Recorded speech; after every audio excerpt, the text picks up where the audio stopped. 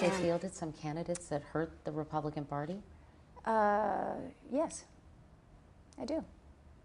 I mean, I saw in my state what happened when the Tea Party Express came in at the last minute in my campaign, dumped a lot of money in a small media market, made a big difference with a very negative campaign, and it clearly influenced the outcome of that election.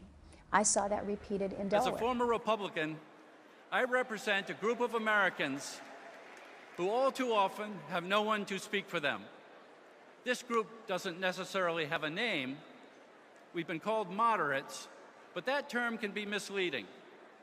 There's nothing moderate about our love of country or our passion for America's future. There's nothing moderate about our desire to work together within the broad political center in which most Americans live. No matter what you call us, though, this is certain. There are a lot of us and all over the country, and in November, we will once again help elect Barack Obama President of the United States.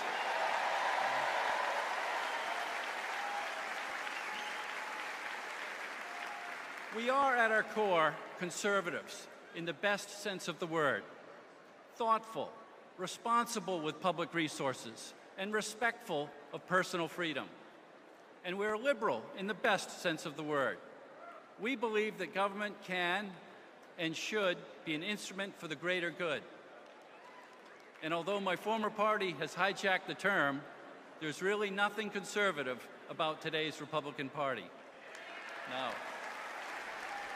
I didn't leave the Republican Party, it left me.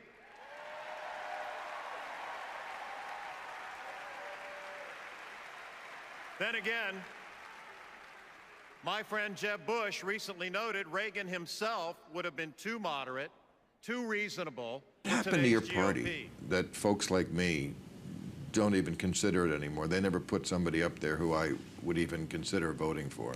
The party's taken a sharp turn to the right.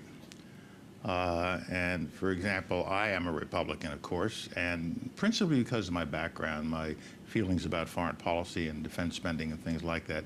But I'm very moderate with respect to social issues. And I found increasingly over the last 10 or 15 years, the party's moved further away from somebody like me. I've about had it with these people. And let me tell you why. We got one candidate that says that we ought to abolish Medicaid and Medicare.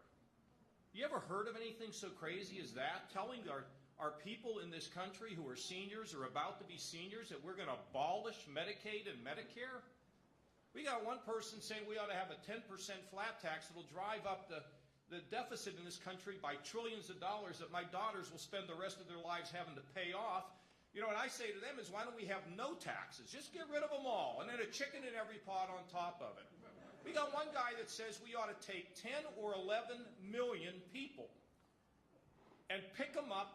I don't know where we're going to go in their homes, their apartments. We're going to pick them up and we're going to take them to the border and scream at them to get out of our country. I mean, that's just crazy. That is just crazy. We got people proposing health care reform that's going to leave, I believe, millions of people without adequate health insurance. What has happened to our party? I wasn't looking.